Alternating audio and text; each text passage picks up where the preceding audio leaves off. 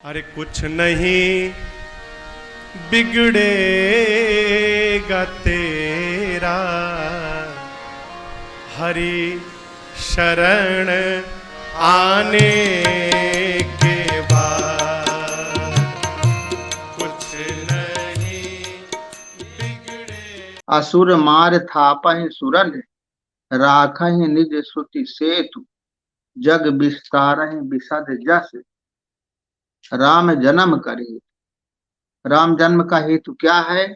असुर मार थापहि सुरन, असुरों को मारना और देवताओं को स्थापित करना, विजाति प्रवृत्तियों को मारना और सजाति प्रवृत्तियों को स्थापित करना। ये भगवान काम करते हैं। काम क्रोध लोभ मोह मद मत्सर जो प्रकृति के विकार हैं उनको मारते हैं।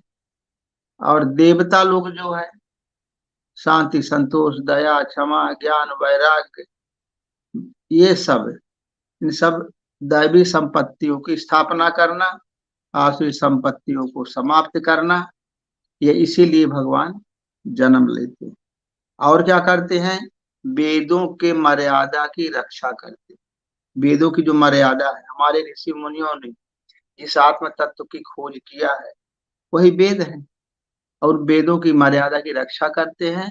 और क्या करते हैं? भगवान जन्म लेकर के अपना जगत में निर्मल यश फैलाते हैं कि हमारे पीछे चलने वाले जो समाज है वो भी इसी प्रकार से चले, वो भी सतोगुणी भावनाओं को ग्रहण करके और अपने जीवन को का कल्याण कर, ये काम करते हैं महापुरुष महात्मा।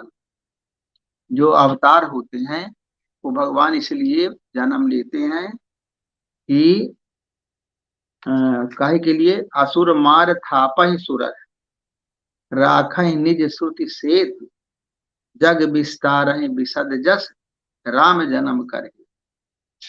इसके लिए भगवान जन्म लेते। क्या क्या चीजें जन्म की बातें हैं? क्या किस किस लिए जन्म लेते हैं? असुरों को मारने के लिए। जो असुर हैं, जो प्रकृति की ओर हमें ले जाने वाले, संसार में घुसेड़ने वाले, उनको मारने के लिए। और और काहे के लिए? देवताओं को स्थापित करने के लिए। देवता लोग रहें और असुर लोग भाग जाएं। अभी देवता भाग रहे हैं सब। देवता मतलब देवता को रहने नहीं देते। असुर इतने बढ़ गए हैं कि देवताओं को रहने के लिए जगह नहीं देते। कहाँ नहीं जगह देते? अपने हृदय में, अपने हृदय। देवता मारे मारे घूम रहे। तो वो माया की असुर मार थापहि सुरन, असुरों को मारते हैं। असुरों को मतलब जो हमारी विजाती प्रवृत्ति है, काम क्रोध लोभ मोह मद मत्सर की ओर ले जाने वाली प्रवृत्ति, उनको तो मारते हैं। असुर मारे। थापहि सुरन, सुरों की, देवताओं की स्थापना कर कि तुम लोग आओ बैठो, तुम लोग आके रहो हृदय में। और जो विजातीय प्रवृत्तियां हैं, जो विजातीय विचार हैं, उनको बाहर कर देते हैं, हटा देते हैं। यही यही काम भगवान अवतार लेकर के करते हैं। तो दूसरा क्या और क्या करते हैं? और वेदों की मर्यादा की रक्षा करते। वेदों की जो मर्यादा है, वेदों की मर्यादा क्या है? जो हमारे ऋषि मुनि तपस्या करके जिस परमात्मा का की प्राप्ति कर रहे हैं, उस परमात्मा ने जो मर्यादाएं बनाई हैं मनुष्य समाज के लिए, उसकी स्थापना कर, उसको उसको जगत में स्थापित करके उस मर्यादा को और उसका और क्या करते हैं? उसकी रक्षा करते हैं कि वो मर्यादा बनी रहे, धर्म संसार में बना रहे। और क्या करते हैं? और अपने और जगत में अपना निर्मल यश फैला। निर्मल यश, निर्मल यश क्या है? कि जो सजाती भावनाएं, जो धर्म संसार में लोगों को का कल्याण करने के लिए उन्होंने बनाया है, वो चलता रहे पीढ़ी दर पीढ़ी। सब लोग उसको पालन करेंगे तो वो भी शांति और सुख पाएंगे। यही रामचंद्र जी के अवतार का कारण है। श्री रामचंद्र जी के अवतार का कारण क्या है? यही है, असुर मार थापहि सुरन और राखा ही निज श्रुति से। असुर मार, ये देख लीजिए, ये दोहा बड़ा इंपॉर्टेंट है। कोई बोलेगा कि राम जन्म का कारण क्या है, राम भगवान क्यों जन्म लिए, इसका क्या कारण है, तो याद रखिए, असुर मार आपहि सुरन राखा ही निज श्रुति से। निज श्रुति से का मतलब जो उन्होंने श्रुतियों को बनाया है उनकी मर्यादा को रखते हुए। राखा ही निज श्रुति से जग विस्तार है। जग विस्तार मतलब जगत में विस्तार करते हैं। विशद जस, विशद मतलब निर्मल, विशद माने होता है निर्मल, यश का विस्तार करते, निर्मल यश को फैलाते हैं। और राम जन्म कर हेतु, यही राम जन्म के पैदा, राम के जन्म होने का कारण है। ये दोहा बड़ा ही महत्वपूर्ण। असुर मार थापहि सुरन राखहि निज सुत सेतु जस जग विस्तार विशद जस राम जन्म कर हेतु, ये राम के जन्म का कारण है। इसको याद रखने के दो, कहीं भी प्रश्न आ सकता है कि राम के जन्म लेने का, अवतार लेने का कारण क्या है। तो असुर मार थापहि सुरन राखहि निज श्रुति सेतु जग विस्तार विशद जस राम जन्म कर। ये इसमें 3-4 चीजें बताई गई है कारण में, इसलिए भगवान रामचंद्र जी का अवतार होता है। आ गई बात समझ में? आई? तुम्हारे समझ में आ जाएगा तो हम मान लेंगे कि सबकी समझ में। इसे तुमसे पूछ, ये ना सोचना कि मुझसे मुझसे क्यों पूछ। फिर सोई जस गाय भगत भव तरह कृपा सिंधु जन हित तनु धर राम जन्म के हेतु अनेका परम विचित्र एक तेका। कहते सोई जस गाय भगत भव तरह, उसी यश को गाकर भक्त जन भव सागर से तर जाते हैं। किस यश को गा करके? उसी यश को गा करके। वो यश क्या है? जगत में भगवान का जो निर्मल यश है, जो भगवान का निर्मल यश, आइए बैठे, जो जो जगत में भगवान का निर्मल यश, भगवान का निर्मल यश क्या है? भगवान का निर्मल यश है कि जो भगवान वेदों की मर्यादा की रक्षा करते हैं और देवताओं देवताओं की रक्षा करते हैं, उनको बैठा स्थापित करते हैं, और क्या करते हैं? असुरों को मारते हैं और जगत में अपना निर्मल यश फैलाते। जैसे कोई फूल है, अब फूल में क्या होता है? सुगंध होती है, फूल में सुगंध होती है, तो सुगंध नहीं फैलती सब जगह। ऐसे महापुरुष अपना निर्मल यश फैलाते। अच्छा, देखिए हमने कहा था कल 7:15 बजे, 7:30 आ रहे। अब आदमी कहाँ तक भी बंदी कर देना, बंद कर दे, इससे तो बंद कर।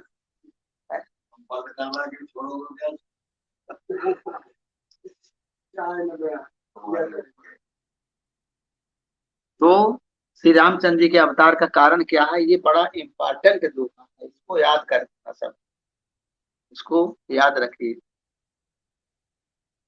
सोई जस गाय भगत भव तरह, जो भगवान का निर्मल यश फैल जाता है। जैसे भगवान राम हुए, भगवान राम तो त्रेता युग में हुए, लेकिन उनका निर्मल यश अभी फैला हुआ है। उसको जप करके, नाम जप करके कितने महापुरुष बन गए, उनके रूप का ध्यान करके कितने महापुरुष बन गए। तो उनका निर्मल यश फैला हुआ है ना। ऐसा लगता है कि राम का जन्म अभी हुआ है, अयोध्या नगरी में भगवान श्री राम का जन्म अभी हुआ है, ऐसा लगता है। अब हुआ कितना साल पहले था? 11-12 हजार साल पहले हुआ, लेकिन ऐसा लगता है कि अभी हुआ जन्म। क्यों? क्योंकि हमारी आत्मा उनसे कनेक्ट हो जाती है, जुड़ जाती है, हमारा कल्याण करते हैं, इसलिए हमें लगता है कि भगवान राम का जन्म अभी हुआ। भगवान कृष्ण का जन्म लगता है कभी हुआ द्वापर में, तो बहुत साल, 5-6 हजार साल हो गए, लेकिन लगता है कि अभी, इतने नजदीक आ जाते हैं। तो कहते हैं कि उसी यश को गा गा कर भक्तजन भाव सागर से तर जाते। कृपा सागर भगवान भक्तों के हित के लिए शरीर धारण करते। भगवान किस लिए शरीर धारण करते हैं? भक्तों के हित के लिए। उनका जो जन्म होता है, जो शरीर धारण करते हैं, वो भक्तों के हित के लिए। देखिए दुनिया में सब प्राणी, भक्त भी है अभक्त भी है, जो भक्ति नहीं करते वो भी है, जो भक्ति करते हैं वो। तो क्या भगवान अगर भक्तों भर के लिए शरीर धारण करते हैं तब तो भेद हो गए। अगर भगवान केवल भक्तों के लिए शरीर धारण करते हैं ये तो बड़ा भारी फेवर हो गया, भेद की बात हो गई। अब जो भक्ति नहीं करते उनको भगवान नहीं पालते क्या? भगवान तो ऐसा तत्व है कि सबको पालता है। पहचानता है, प्राप्त करता है। सब नहीं उस मार्ग पर नहीं चल पाते, इसलिए भक्तों का नाम नहीं नहीं नहीं, भक्तों इस बात को इस प्रकार से समझना चाहिए कि भगवान जो है वहां जन्म लेते हैं जहाँ भक्त लोग होते हैं। इसलिए अंतर जगत की बात, बाहर का जो भगवान जो व्यापक ब्रह्म सत्ता है वो सबको चला रही है। उसमें अच्छे हों या बुरे हों, सबको वो चलाती है, सबको वो बराबर महत्व देती है। पृथ्वी की पीठ पर दुष्ट भी रहते हैं और सज्जन भी रहते हैं। लेकिन जिस भगवान की बात ये कर रहे हैं वो भगवान ईश्वर तत्व, वो भगवान इस प्रकृति के अंदर रहने वाले भगवान है। राम जो है, राम भी इस प्रकृति के अंदर रहने वाले हैं, कृष्ण भी इस प्रकृति के अंदर रहने वाले हैं, भगवान है। लेकिन सुपर क्वालिटी के, सुप्रीम क्वालिटी के भगवान, वो भगवान ही है। भगवान माने होता है जो इस प्रकृति को चलाता है, उसको भगवान कहते हैं। सारांश में आप लोग समझ, जो इस प्रकृति को चलाता है, भग माने होता है प्रकृति। प्रकृति में तो सभी के सब वो है, सब किस्म के, तो उसको जो चलाता है, उसको जो गति देता है, उसमें जो लिप्त है संसार के में चलाता है, लेकिन ऐसे नहीं लिप्त है, वो लिप्त है इसको चलाने के वाला लिप्त है, वो इसके अंदर हर कण कण में प्रवेश है। ऐसा भगवान है, वो ऐसा भगवान नहीं है। हाँ, और एक भगवान और है, वो जो इस प्रकृति से परे है, जिससे इससे प्रकृति से मतलब नहीं है, वो अपने आप में ही रहता है बस, दूसरा उसमें प्रकृति वगैरह कहीं कुछ नहीं। वो भगवान इससे भी सुपर है। उसको कहा जाता है यस्मात् क्षरम तीतु अहम अक्षरादच्च उत्तम अतो अस्मि लोके वेदे चा प्रतितः पुरुषोत्तम। कहते हैं वो सत से भी परे है और वो असत से भी परे है। यस्मात् क्षरम तीतु, क्षर पदार्थ, जड़ पदार्थ, ये जो नाशवान पदार्थ, उनसे अतीत है। और यस्मात् क्षरम तीतु अहम अक्षरादच्च उत्तम, मैं अक्षर से भी उत्तम हूँ। जो अविनाशी है, इसको हम सब लोग मानते हैं कि इसका कभी नाश नहीं होता, उससे भी मैं उत्तम हूँ। सत असत दोनों से जो परे है।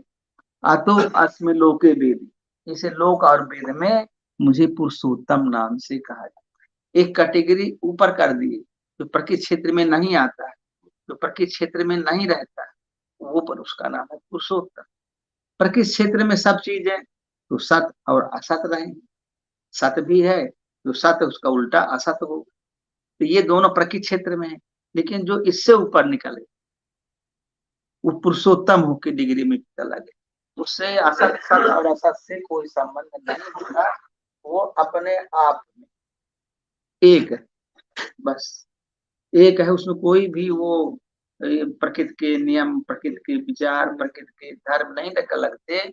उसको कहते हैं पुरुषोत्तम। गीता में इसका वर्णन आया। प्रकृति पुरुष होते, पुरुष से पुरुषोत्तम, पुरुषोत्तम और ऊपर। अब कहते हैं कि कृपा सिंधु जन हित तनु धर, भक्तों के लिए भगवान शरीर धारण करते हैं भक्तों के लिए। अब यहाँ जो संसार में जब भगवान जन्म लेंगे तो जो भक्त है, जो भगवान की भक्ति करता है, उसके हृदय में जन्म लेगा। भाई हर व्यक्ति के अंदर काम क्रोध लोभ मोह है, लेकिन जो उनको हटाना चाहता है, जो काम क्रोध लोभ मोह को हटाना चाहता है, अशांति संतोष दया क्षमा को ग्रहण करना चाहता है, वहीं भगवान जन्म लेंगे ना। अगर उनके अंदर कैसे जन्म लेंगे जो भगवान को चाहते ही नहीं, भगवान वहीं जन्म लेंगे जो भगवान को चाहते हैं। तो भगवान को चाहते कौन है? भगवान के भक्त लोग। तो भक्त लोगों के भक्तों के हित के लिए शरीर धारण कर, तो जब भक्तों के यहाँ पैदा हो जाते हैं तो जो काम क्रोध लोभ मोह प्रकृति के विकार है उनको मार करके हटाते, यही भगवान का काम है। तो कृपा सागर भगवान भक्तों के हित के लिए शरीर धारण कर। श्री रामचंद्र जी के जन्म लेने के अनेक कारण है। अब कहते हैं कि जन्म लेने का कारण क्या है, ये तो भक्तों के लिए, और भी बहुत सारे कारण हैं जो कि अज्ञात है, जिन कारणों पर हम लोग बात नहीं कर सकते कि ये भी कारण है, तो दूसरा भी कारण है, तीसरा भी कारण है, चौथा भी कारण, अनेक कारण हो सकते, उनको हम लोग ज्यादा डिस्कशन नहीं कर सकते कौन कौन से कारण है, अज्ञात कारण भी हो सकते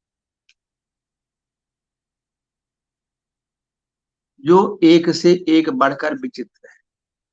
जैसे हम लोगों को अपने हिंदू जो धर्म है उसमें मत्स्य अवतार होता है, हाय ग्रीव अवतार, हाय ग्रीव घोड़े जैसा मुंह भी है ना, एक अवतार, मोहिनी अवतार, कच्छप अवतार, और कौन अवतार है? मत्स्य अवतार। कई 24 अवतार, 24 अवतार बताए हैं ना। बुद्ध को भी अवतार कहे, राम अवतार, कृष्ण अवतार, परशुराम अवतार, सब अवतार ही तो, कितने अवतार, तो किसके किसके क्या क्या कारण है, अलग अलग कारणों से भगवान जन्म ले। अब नरसिंह अवतार में भगवान को जन्म लेना पड़ा प्रहलाद की रक्षा कर, वो भक्त था तो वही खंभा तोड़ के प्रकट हो, उनको कहीं कहीं जन्म नहीं लेना पड़ा, खंभा तोड़ के प्रकट। तो भगवान के जन्म लेने के बहुत सारे कारण हैं, पर ये भगवान भक्तों के हित के लिए ही जन्म लेते, भक्तों का जहाँ हित होता है वही जन्म लेते।